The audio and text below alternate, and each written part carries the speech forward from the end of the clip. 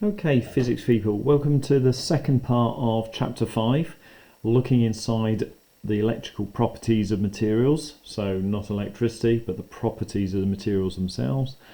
What we're going to do is basically take you into areas based on the first section, which is the ideas of resistivity, but we're going to kind of look at it about face today. So we're going to look at how well it conducts, how the material conducts, so the conductivity of the material. So where we were last lesson with the idea of basically how many ions there are in the structure for your charges to get past and how much they're moving around due to temperature, well, that's what limits conductivity. It limits how much current flows. It's the resistivity of the material. But there are other factors as well.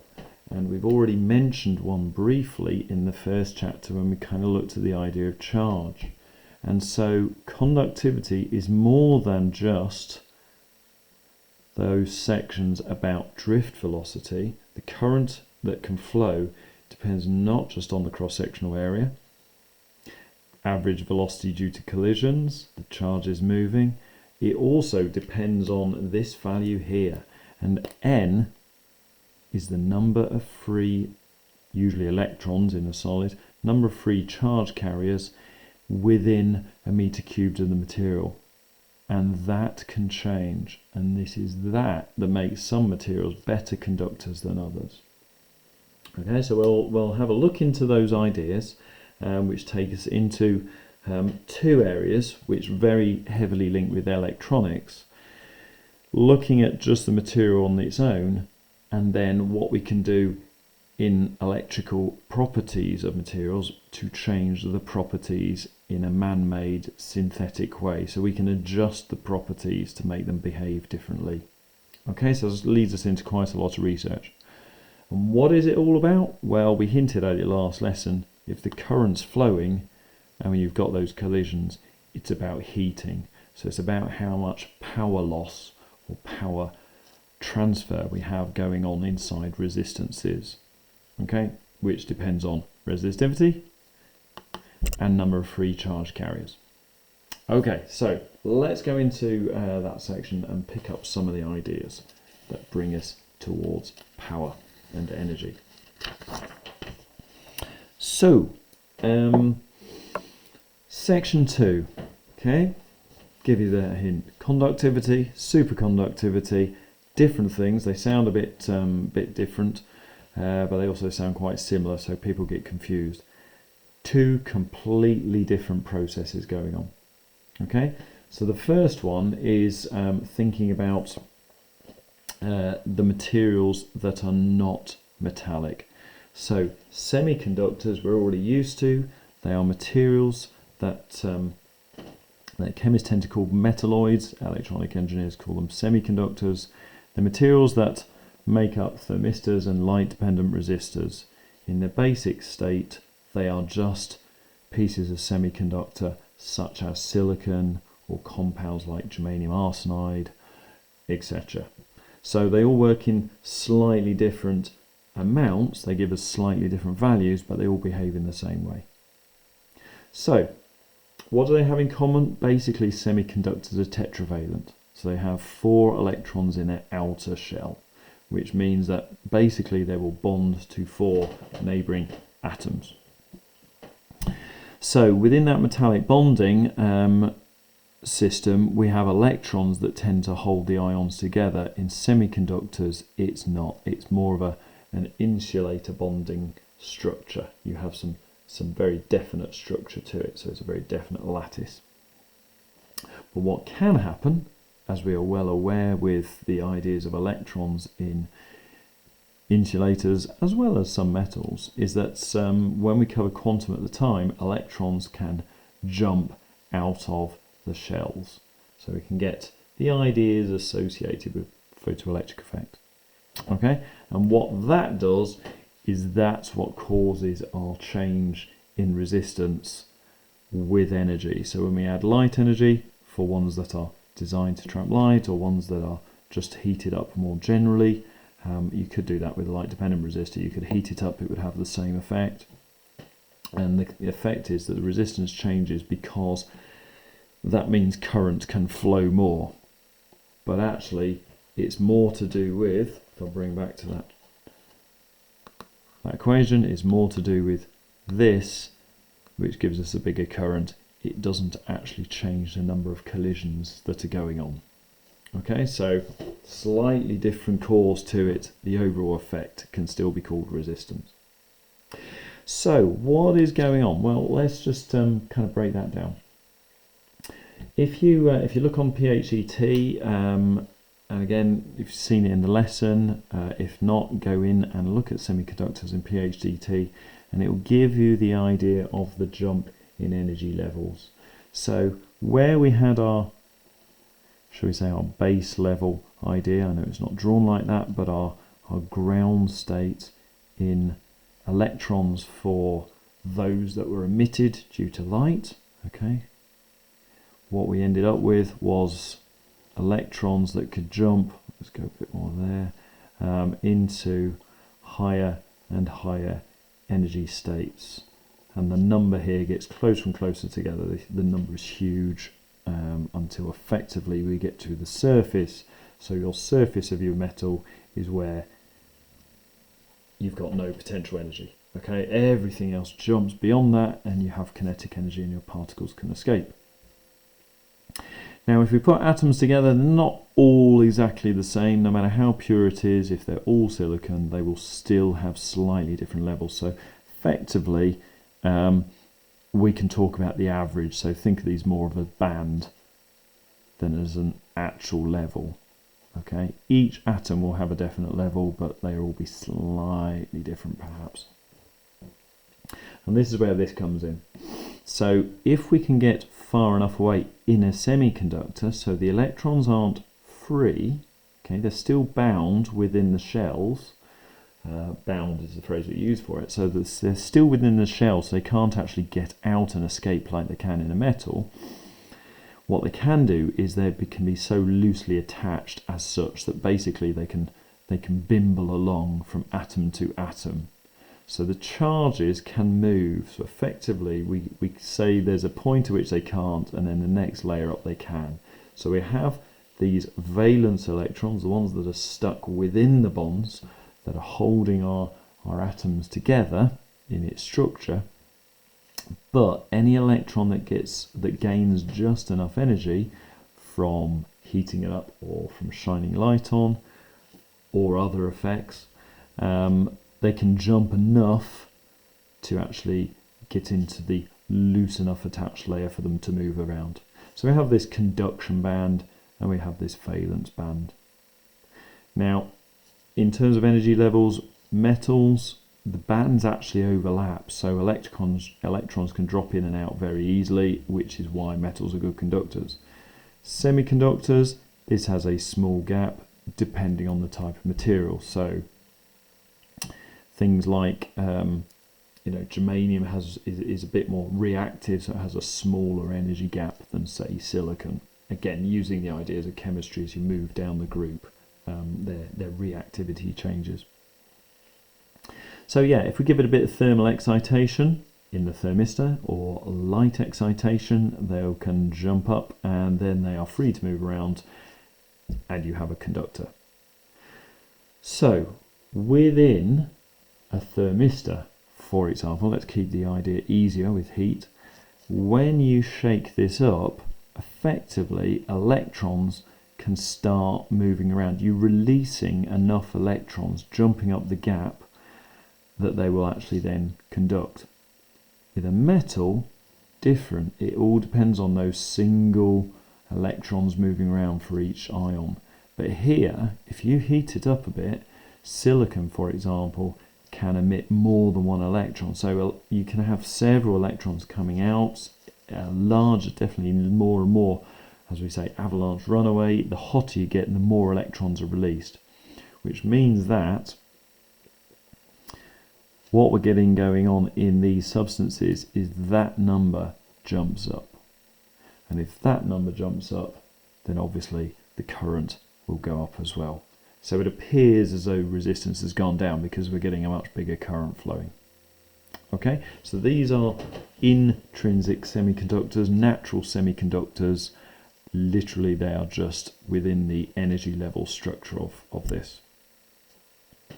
If we go to extrinsic, external factors, we can do stuff to the semiconductors, or we can turn it into things like diodes. And effectively, we have a gap here that relates to the voltage here. Now, it's not quite that simple, but I'll give you a brief overview just to kind of get you thinking about the ideas.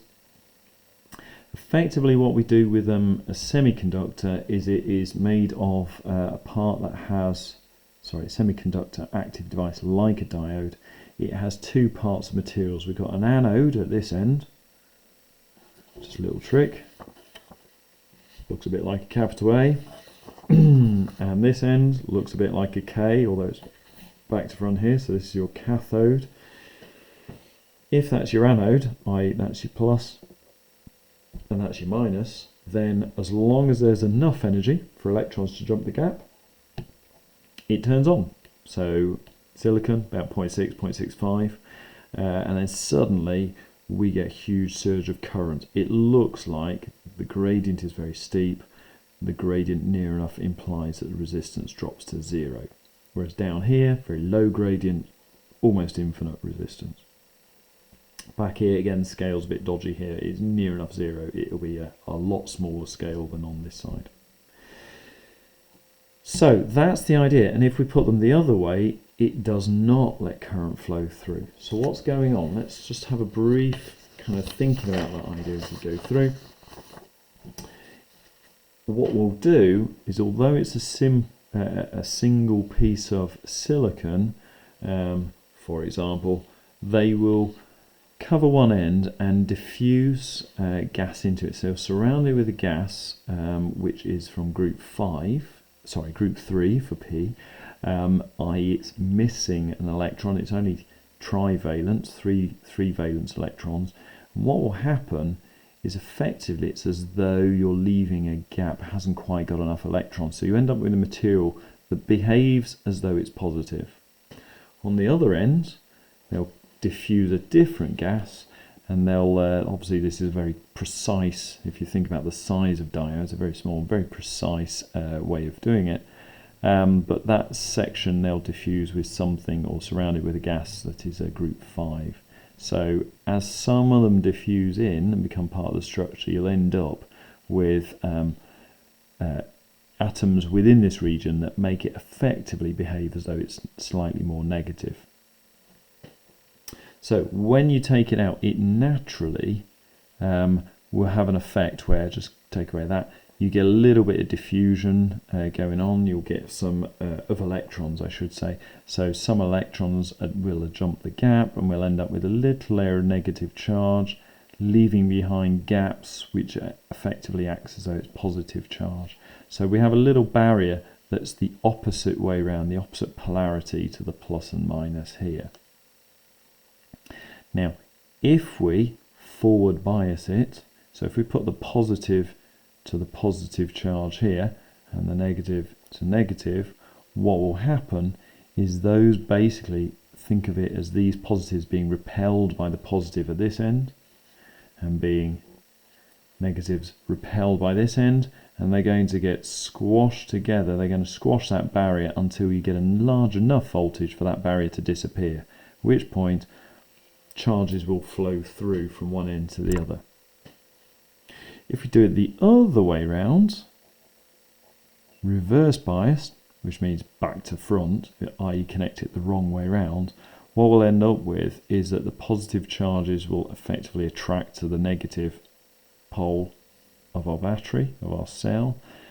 Positives will attract the negatives. We'll end up with a bigger barrier in the middle, bigger depletion layer. And that depletion layer means that that's really hard to get across. So very few electrons. There's a slight probability, again linking in with quantum and Heisenberg's processes. If you know a little bit about them, Heisenberg's uncertainty principle. But basically it is an extremely large resistance, near enough infinite resistance.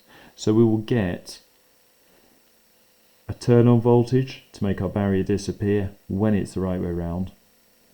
If it's the wrong way round, it makes it worse. It actually makes it a better resistor, so it will not conduct at all.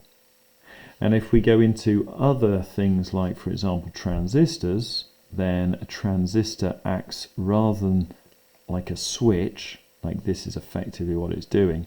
A transistor is a three-layer device which acts a bit like a bulb, a valve. So here is our turn-on section. So for example, this might be P and N. So there's our diode type section working like this. And as soon as our barrier disappears, if you forward bias it here, then what will happen is we get a large current flowing down. So we'll actually have an NPN transistor or PNP junction transistor. So these are what's known as bipolar junction transistors. That's your junction layer there, and if your junction is closed, i.e. you've squashed it to disappear, again same voltage as it would be for a transistor as for a diode. So if they're both silicon, it will both be about 0.65, and then suddenly you get large current flowing through. Okay, so that's definitely not on our course, but it's the idea of being able to manipulate charge within the structure if you're clever when you're doing electronic materials. Okay, so if you're an electronic material scientist rather than just an electronic engineer who uses them to make circuits, the Chapter 4 type stuff.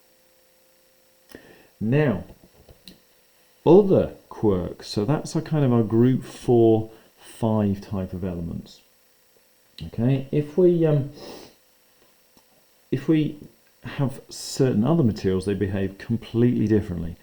But let me just give you a quick heads up first. So I'm going to bring this in again.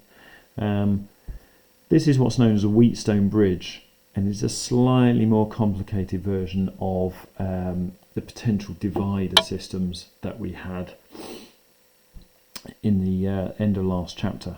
So what we've got going on is a thing that just means that we can be a bit more sensitive with our measurements. So again, we've got a potential divider. There's one, splitting our cell battery, so our 1.2 volts, typical kind of cell on its own. That's splitting it between those two. This is a different potential divider, so any charge flowing through here will be divided. And if we have all of these at the same value, well, the drop across here equals the drop across there, and that means there's no difference in potential at these 2 points, so we have 0 on our potential divider. If we make sensors like this, it's a way of making them more sensitive.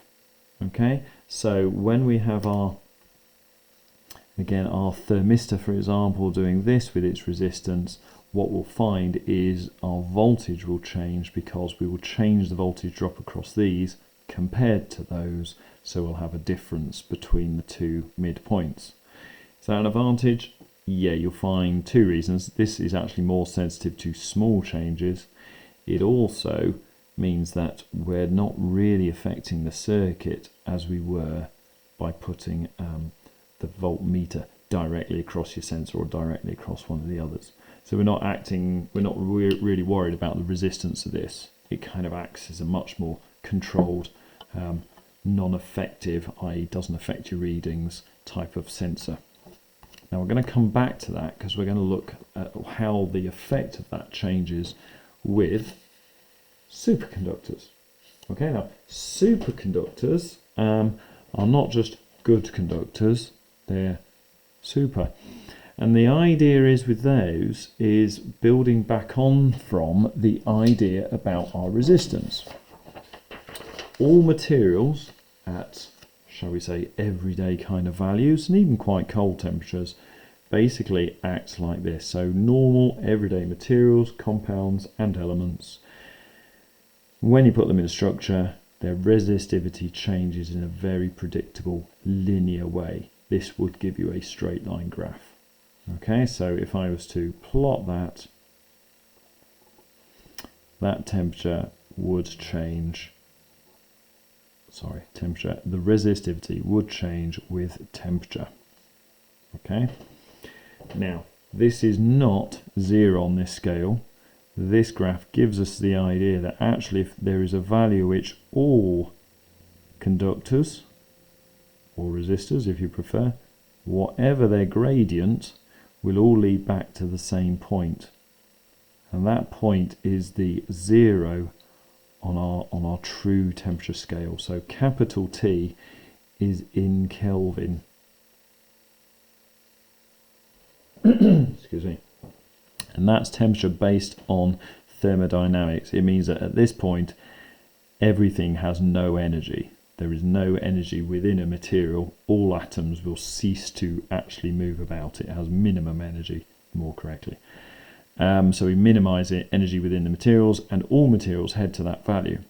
However, when we get down to this end here, we start getting some rather strange effects with some materials. So, platinum, for example, platinum is a metal, as is mercury, but platinum keeps going down and down and down and down, but it gets to a point where it just flattens off a little bit. Now, if we go back to our picture here,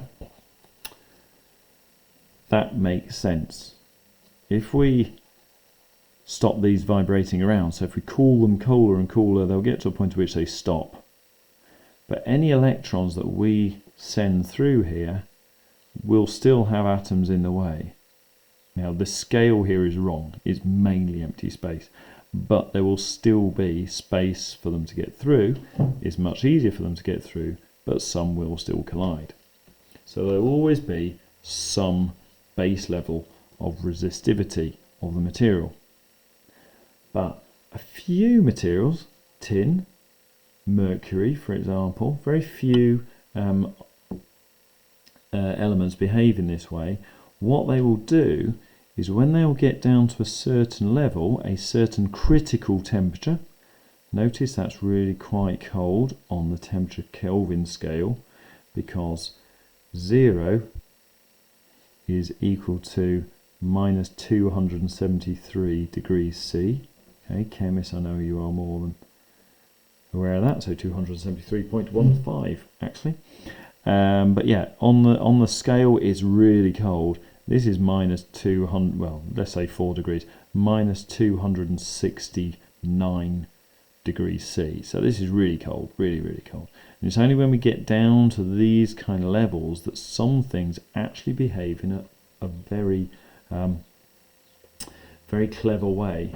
Okay, they naturally have an anomalous behaviour, behave different to everything else. So things like, say, tin, mercury and so on, naturally when they get there, what happens is their resistance doesn't drop, it drops to 0. It doesn't go low, it's 0. Okay, so below that critical temperature, whatever the critical temperature is, okay, for that material, you become superconducting.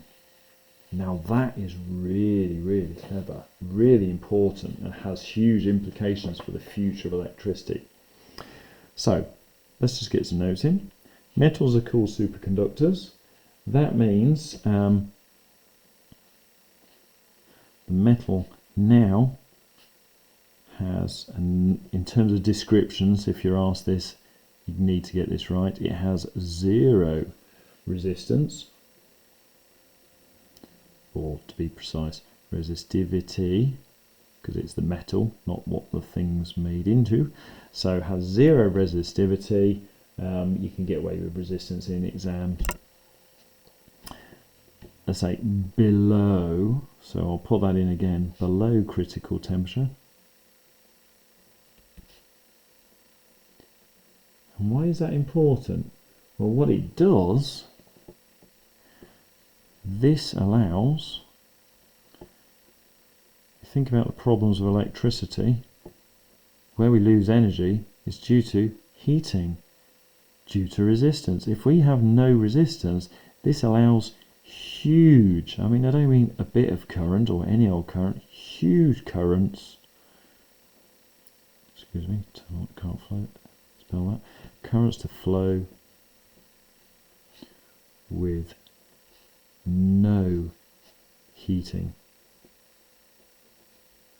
So you can have thousands, tens of thousands, hundreds of thousands of amps, which is a lot of energy, and you're not losing any of it in the wiring.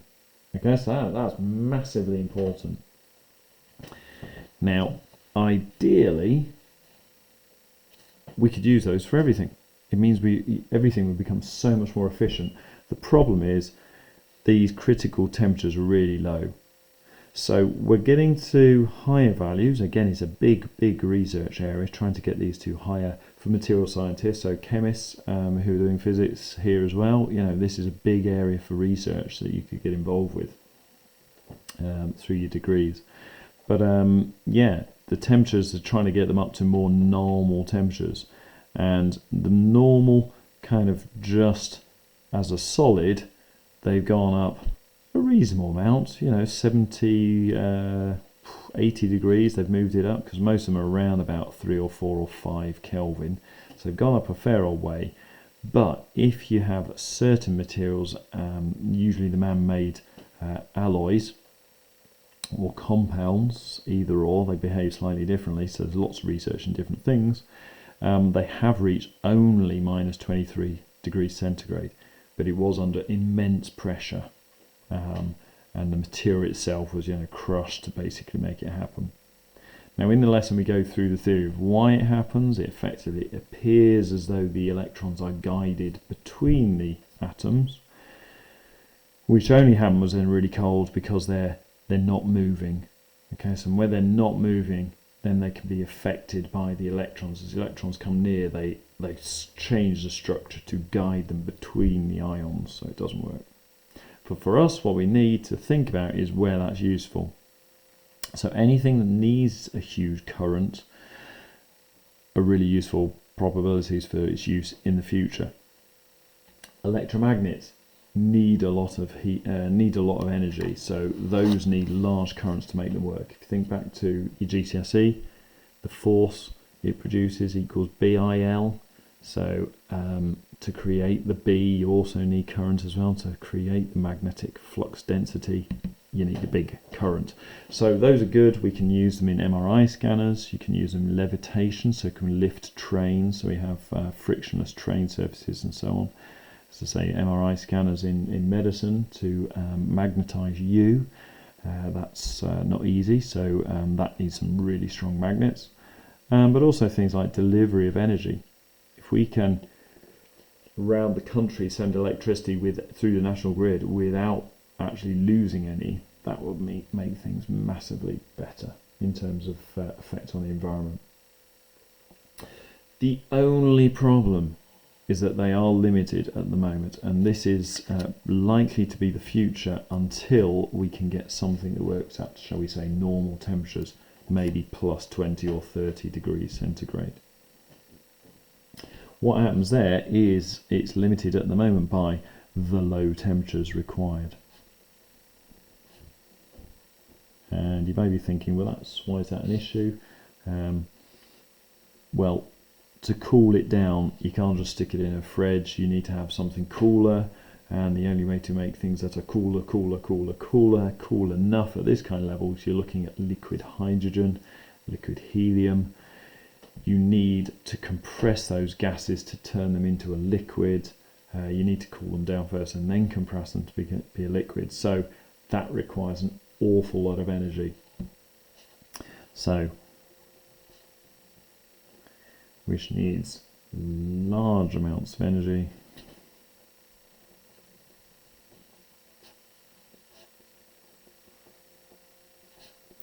To cool to these levels, okay, these levels of temperature.